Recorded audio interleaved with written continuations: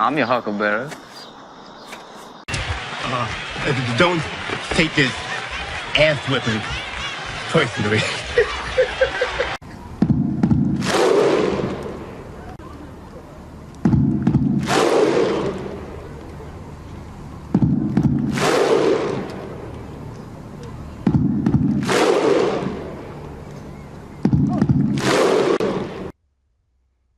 All right. Sometimes be getting into quote unquote YouTube beefs or debates, as we call them, have a silver lining. And sometimes when you go back and forth, especially if you do it through some type of intellectual capacity, you get new insights.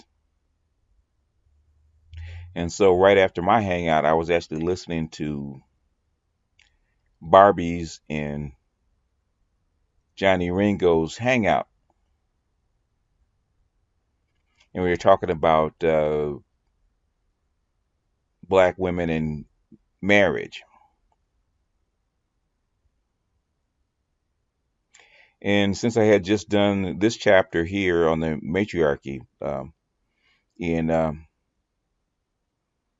E. Franklin Frazier's book, The Negro Family in the U.S., there was a insight. There's also a parallel because we always talk about the destruction of the black marriage in the United States and how, according to black demographics, who actually does the demographic work according to U.S. Census, marked that the destruction of the black marriage actually started between 1965 and 1970. And then it kind of exploded in the 1980s, like during 1980, right around there in the crack era. And we always attribute it to everything else except the one thing that I'm getting ready to talk about here. Actually going to get into the charts later, but right now I want to discuss the premise or the premise of the opinion that I have or the idea that I have. Like I said, this is not in concrete. You can't really prove it because this is basically social science. And I'm not a social scientist. I'm an analyst, and we do things differently. We basically read the tea leaves, and these are the tea leaves that came together for me. And I really do think that Barbie and Mary and Johnny Ringo had the components. They just couldn't put the pieces together in the right order to actually get the insight because they're stuck on a narrative. But since right after my hangout, I listened to them and then I went to sleep, and all of a sudden I woke up, okay, all of a sudden it was like a eureka moment. So I'm getting ready to share this eureka moment with you. Hopefully it's not too long. Okay, so I'm going to read a couple of sections in here, and then we're going to actually get into the charts and continue this. Okay, the divorced and in some cases the widowed in published statistics are often, in fact, merely separations, since divorce is regarded by many of these people as an individual affair not requiring legal sanction. This is key. As we shall see below, divorce in one case consisted of giving the man a script.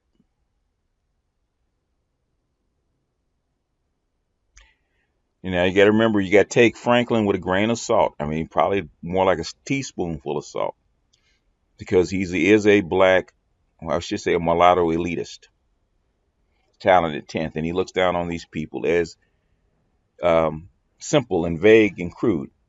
So, on the whole, these simple folks have a vague notions concerning legal requirements for divorce. In other words, they don't recognize the law. One man said that he did not need a divorce from his wife because she was in one county and me in another. Another man considered himself divorced when his wife was sentenced to jail for cutting a woman. Many of these women who were heads of families and have been married in some cases, often married,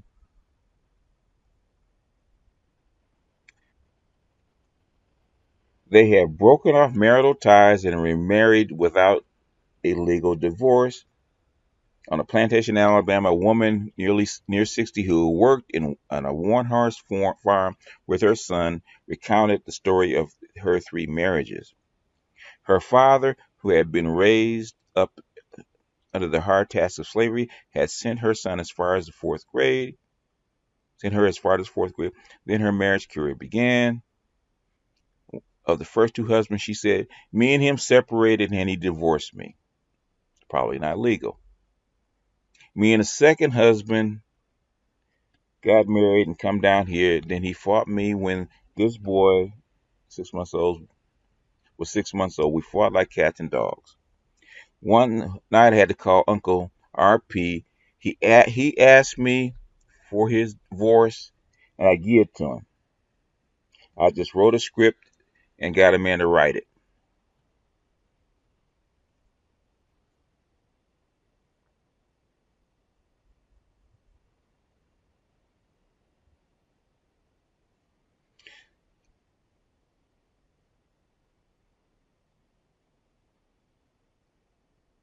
And I said, okay, this is another one. It says, according to her story, her husband had told her that he wanted a divorce, and she replied that he was welcome to it. But as to the reason of the back of the breaking of the marriage bond, she said he didn't work to suit me, and I didn't work to suit him. That was all that was necessary. The last naive statement concerning divorce reveals much in regards to the nature of marriage and its dissolution amongst these simple folk. Among these people, we come to face with marriage as it probably existed in the early stages of social development. Marriage as an institution rooted in mores does not exist in many places where it has developed any degree of permanency and the couples are seemingly bound by conjugal affection.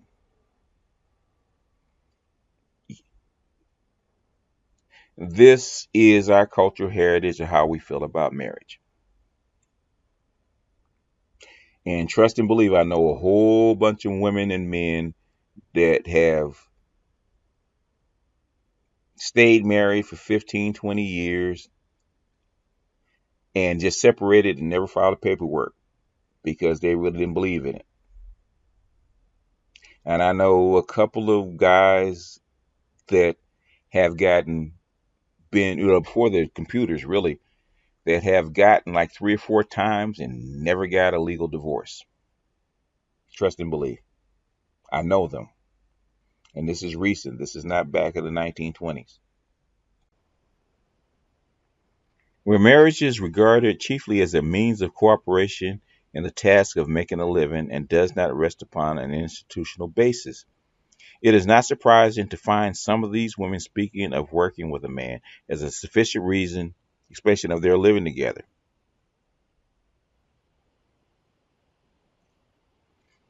And this is the last piece we're going to read.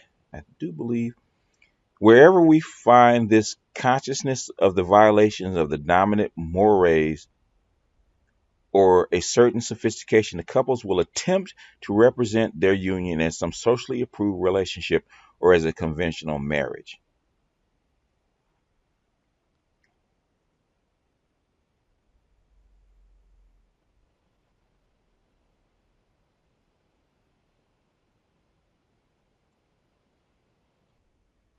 And this is the last one I read. This is actually toward the beginning of the chapter when he's talking about coming out of slavery and something that still carries today in the culture. In fact, I have a video that has like 140,000 views. Uh,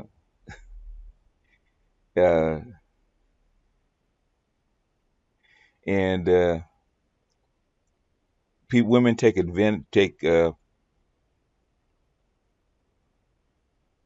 exemption to it, umbrance to what James Earl Jones said about the matriarch and the matriarchal stance, and wanting to wielding the rolling pin, and it being mama being head of the house and stuff like that. Well, a lot of black women took umbrance to it, but the thing is, Frazier said this some good God, 80 years ago, exact same thing. As a rule, the Negro woman, as wife or mother, was the mistress of her cabin, and save for the interference of master or overseer, her wishes in regard to mating and family matters were paramount. Neither economic necessity nor tradition had instilled in her the spirit of subordination to masculine authority. Emancipation only tended to confirm, in many cases, the spirit of self-sufficiency which slavery taught. Black woman has never yielded to her man, never yielded to her man's authority, never has. And remember that when we get later into the chapter, we're talking about marriage. Or not later in the chapter, later in this video when we actually talk about marriage.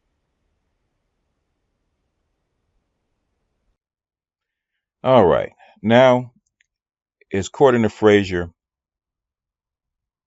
black marriage, even though black people did get married, black marriages were always tenuous, especially in the poorer classes of people. So by tradition,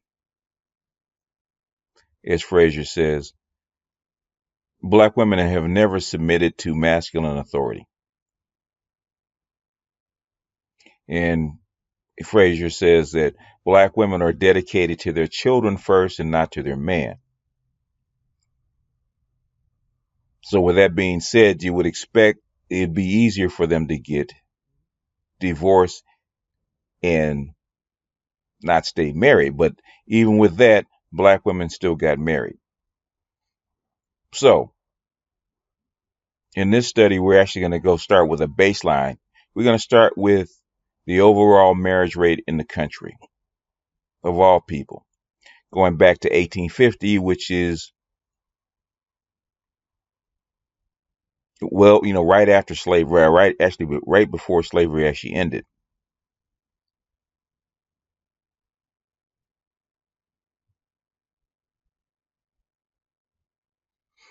So what we're going to do is look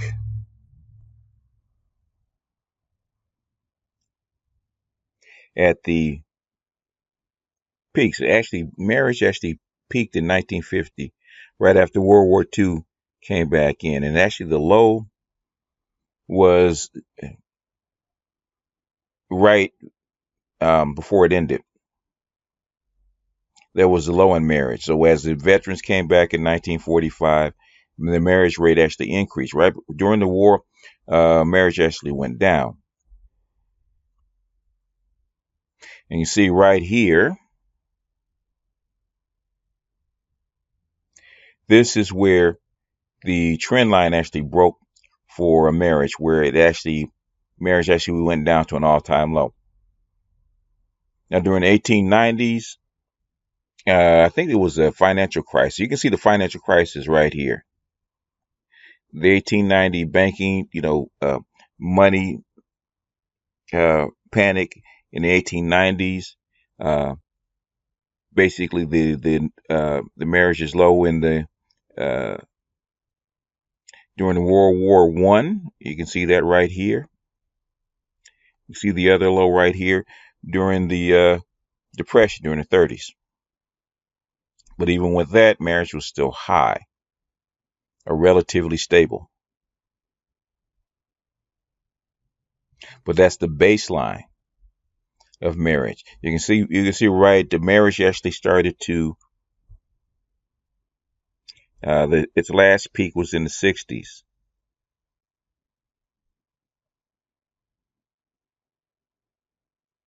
And then the big dip in the 70s, recovery in the 80s, and basically into the toilet, whereas actually people were getting married.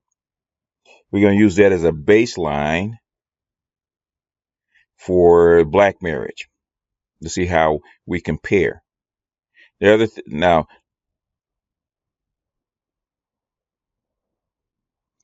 you can see the last, like I said, the last chart, the last peak we had for marriage is in 1970.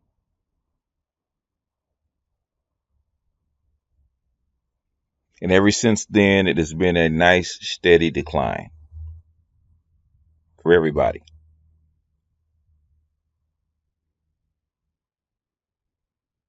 So don't get it twisted. It's not just a black thing. It's not just a white thing. It's an everybody thing.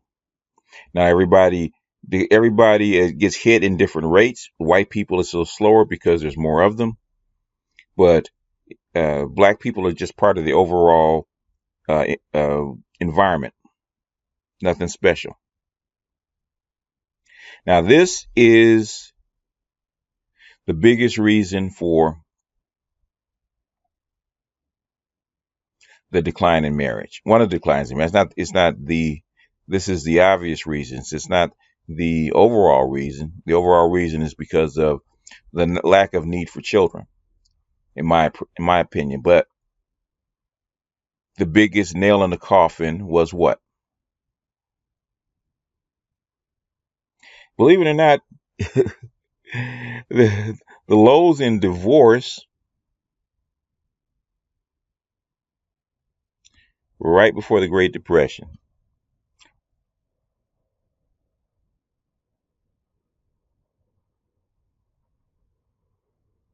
And the other lows in divorce was in and financial stress actually brings on the lack of divorce, believe it or not. So it stands to reason that right after 1960 and you have wealth coming into the country, you're going to get this big burst of divorce right after that. And then obviously this is the big spike. No fault divorce. No fault divorce caused the only two things that actually caused the biggest spikes in divorce is the end of World War One, or the big spike for the veterans going to war, and no fault divorce. Now, no fault divorce with the trend and with the wealth coming into the country actually caused women to do what? They could leave because they didn't need men anymore. That was in the 70s, right after the Great Society, where the safety nets and the jobs for women and was actually implemented, so women could actually walk out on their husbands, which they did. That is no surprise. But that is the overall picture. Now, the only reason divorce is going down right now is because of what? Ain't no marriage. Not enough people get married to fulfill the divorce court. So divorce and marriage are in sync, as well as before they were actually opposite. Now let's get into black folks. Now everybody knows this is blackdemographics.com. And this is actually used the census data to actually come up with this.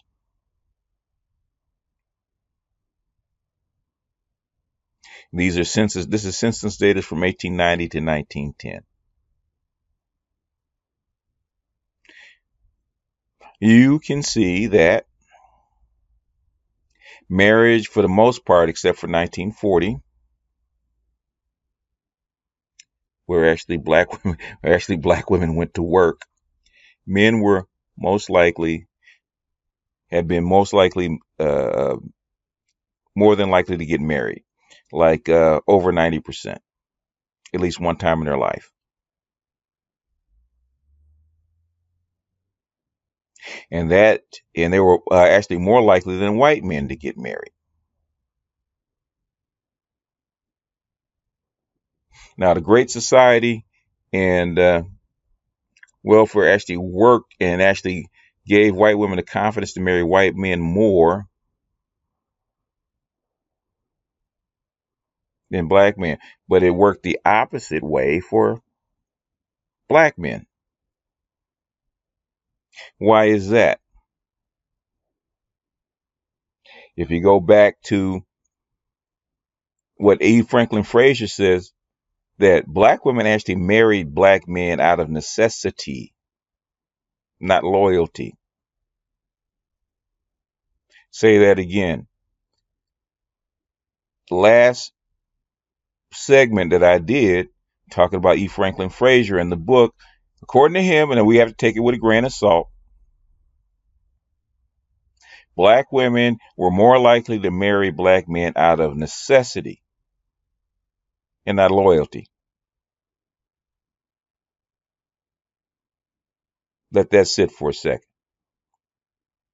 So it stands to reason, like this is Monahan. This is the beginning of Monahan's scissors right here. This is the beginning of the Monahan scissors, where he said, the better the employment picture, the more the welfare rolls actually went up. Because now women had the ability to do what? Separate from their men. They didn't need them anymore, so they didn't have a need to be married. Black women never wanted masculine authority in their life. They never did. So it stands to reason that when they had the opportunity to get away from their husbands, guess what they did? They did so.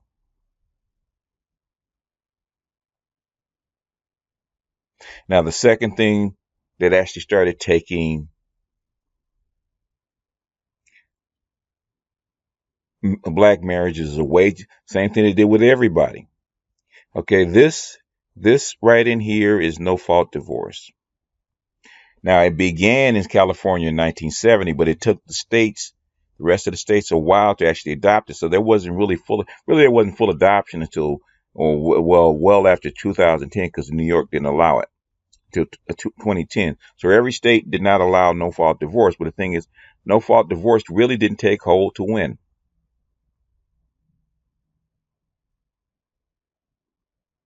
To 1980, and everybody's lack of marriage actually went up. When divorce went up, check it out. When no fault divorce happened, the divorces went up. So in sympathy, what do you think is going to happen? The lack of marriage, or the unmarried rate, is actually going to go up. Now, when you couple that with the crack era and drugs, and black men being out of work in the 1980s, when you couple all that together, guess what's going to happen? What's going to happen is black women are less likely to choose black men, and black men are less likely to get married, because we were never linked by loyalty in the first place. We were linked by necessity, according to Frazier. And that reflects in the marriage rates.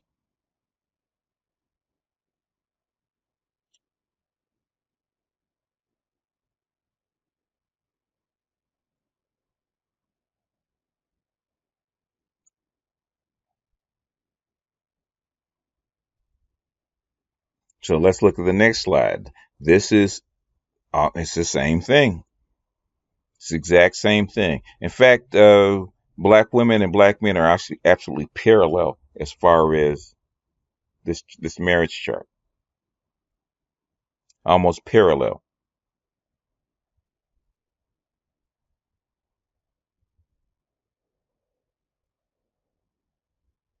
Now, Monahan's scissors, as far as the crossover point, didn't really show up as far as black women versus white women until 1970, which is, as a matter of fact, is what?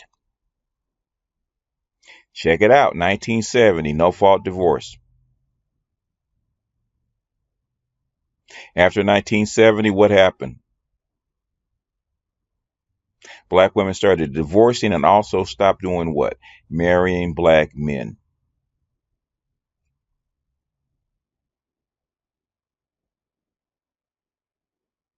the unmarried rate actually went up started going up after 1970, and then did what? Exploded. Same time everybody else did, which is 1980, when all the no-fault divorce laws actually started to take effect amongst all the states.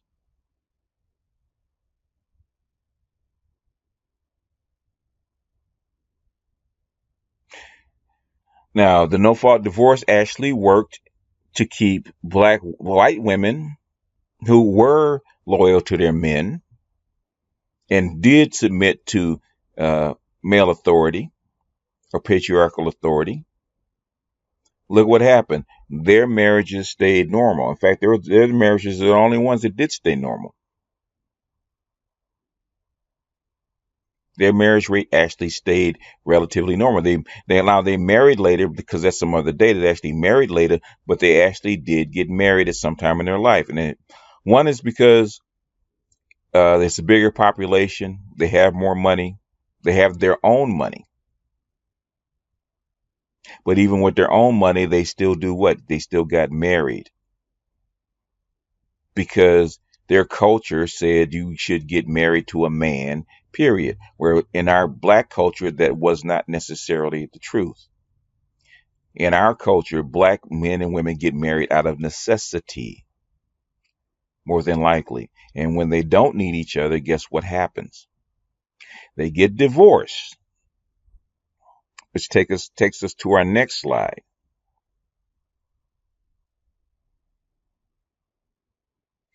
This is, was this from the CDC?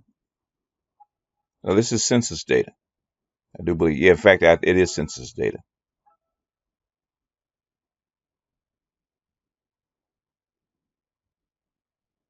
This is actually census data. Now,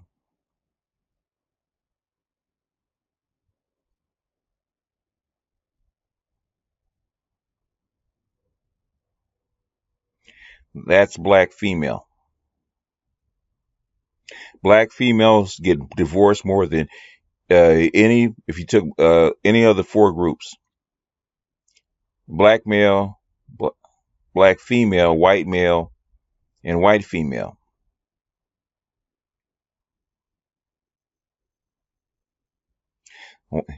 Don't get it twisted. White females are second as far as getting divorced. Most divorce, 70% of divorces are actually initiated by the female law groups. So white females are actually get divorced the second most. Obviously, white men are the least. And the second least is who? Black men. Black men get divorced the second least. Our divorce rate by race and gender, according of the dominant groups, are actually less than not only black females, but also white females. So with our culture of black females being literally the head of the household, and being part of the matriarchy, and the children and the clan actually take precedent over the husband, that when black females don't need black males, guess what they do? They get rid of them, which is what shows up in divorce. And we're just talking about the stuff that's on paper. The reason the divorce rate back here is so low is because back then divorces were expensive and hard to get, and black women and men just separated. They just split up and didn't live together anymore.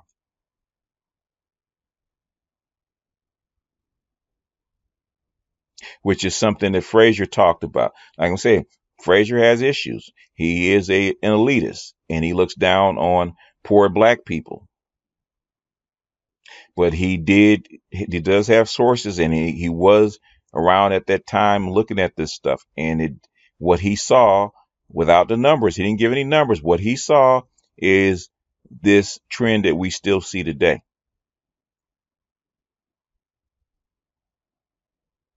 So is it any wonder with black culture, black American culture coming out of slavery, developed a quasi matriarchy, doesn't submit to uh, male authority. Well, he doesn't believe in male authority because you can hear uh, Barbie and Johnny Ringo say the same thing. Black women really don't believe or trust in black male authority. They're less likely to marry them, and they're more likely to divorce them. So you see the lack of marriage under stress, or the lack of stress when they have it out, and the they're more likely to get divorced when they're not happy or when things aren't working out.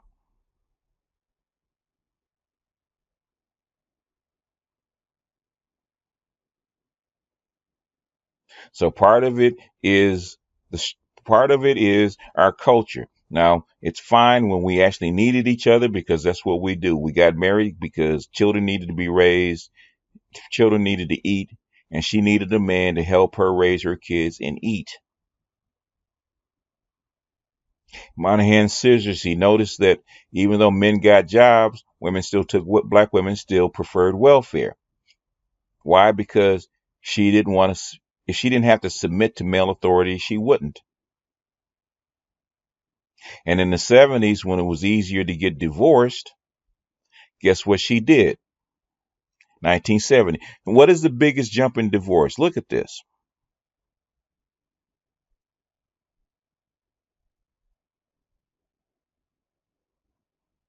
What is the biggest jump in divorce? Look at that. Biggest jump in divorce is black women. As soon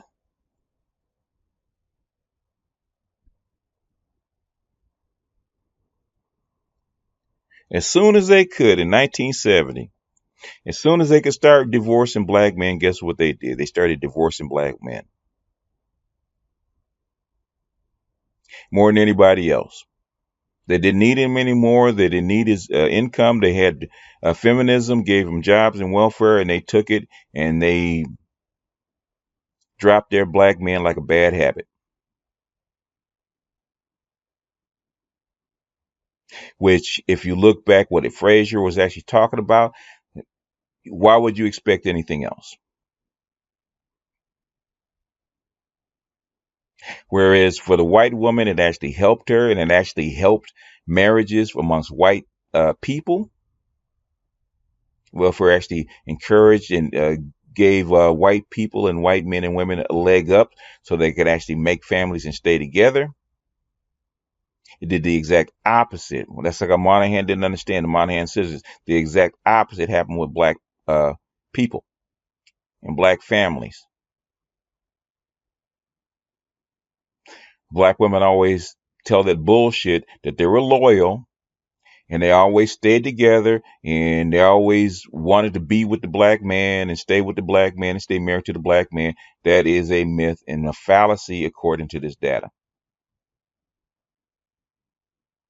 And the proof is in the pudding. Because as soon as she could get rid of her man, she did. As soon as she didn't need him, she jettisoned him.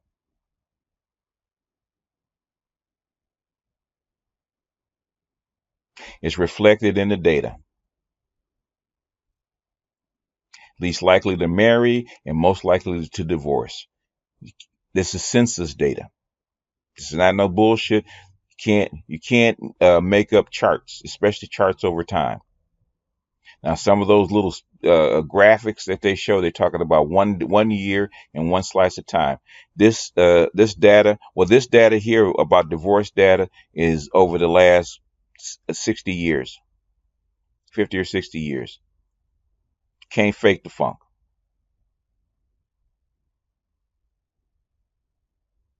Now, relative to the whole environment, divorce is just what divorce is. Okay, that is part of the environment. And why did it affect the black family so much? It's because under Jim Crow, slavery and Jim Crow, black people are forced to be together. As soon as that woman was not forced to be with that man, guess what happened? Soup. Reflected in the data. Numbers don't lie. So that bullshit that black men walked out on their women has never been true. Now, I'm not saying that it's not mutual. If two people don't get along together, guess what they do? They split up. So it wasn't like black women are holding on to that black man's leg, telling please don't leave, or he had to go to the corner and get cigarettes and never come back. It's bullshit. If he didn't suit her, she put him out. If they're fighting together, they split up. Sometimes they stayed married. Well, most times they stayed married because they just didn't bother filing the paperwork.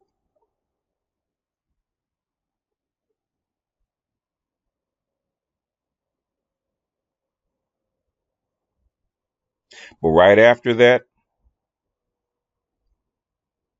when they had an opportunity to actually split up and leave each other, guess what they did? They bounced. So, with that, I'm going to jump off here. I'm not going to make this an hour rant. I might do that later, but I just want to give some context because it's an insight that I saw.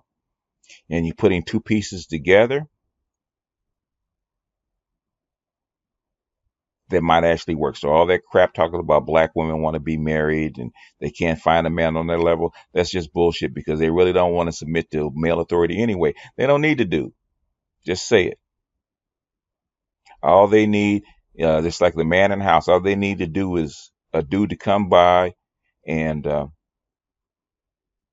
satisfy her sexual urges and maybe pump a baby or two in her. And after that, she's got her family because she's got her mama, she's got her other clan that actually come in and help take care of her. It's a different orientation of culture, which explains a lot. Explains Monahan scissors, explains the high divorce rate amongst black people, and it also explains the lack of marriage between black men and black women. Black women don't want to get married. They just say that they do. Don't believe the hype. Don't believe the bullshit. But with that, I'm going to jump off of here. This is BGS out, and I will see you guys on another one.